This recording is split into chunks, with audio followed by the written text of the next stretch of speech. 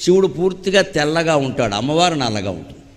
పూర్తిగా తెల్లగా ఉండేవాడికి కంఠంలో నలుపు ఎందుకు వచ్చింది? విషం సేవించడం వల్ల వచ్చింది. ఆ విషయాన్ని కూడా ఆయన ఏం చేశాడు? మింగితే లోపలున్న లోకాలు దగ్ధమవుతాయని, బయటకి కక్కితే బయట ఉన్న లోకాలు దగ్ధమవుతాయని అటు ఇటు కాకుండా కంఠంలో పెట్టు కూర్చున్నాడు. అందుకే కొంతమంది సమస్యలను బయటికి చెప్పలేక పడలేక నానా బాధ పడుతుంటే మెంగలేక కక్కలేక ఎడుతున్నాడంట.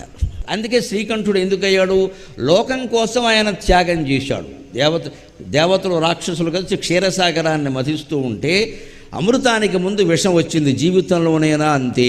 మహత్తరమైన వైభవాన్ని మనం పొందబోతూ ఉంటే ముందు ఒక దుఃఖం వస్తుందమ్మా ఖచ్చితంగా. ఒక దుఃఖం మన చుట్టుముట్టింది అంటే వెంటనే భగవంతుడు కృతజ్ఞతలు చెప్పాలి. ఒక మహాసుఖాన్ని ఏదో నాకు ఇవ్వబోతున్నావయ్యా, నీకు నమస్కారం అని చెప్పాలి ఖచ్చితంగా. అలా దుఃఖాన్ని తట్టుకోగలగాలి. అంతేకాని ఈ చిన్న దుఃఖానికే మనం తట్టుకోలేక నానా బాధ పడిపోతే రేపు సుఖం వస్తే అనుభవించేది ఎవరు?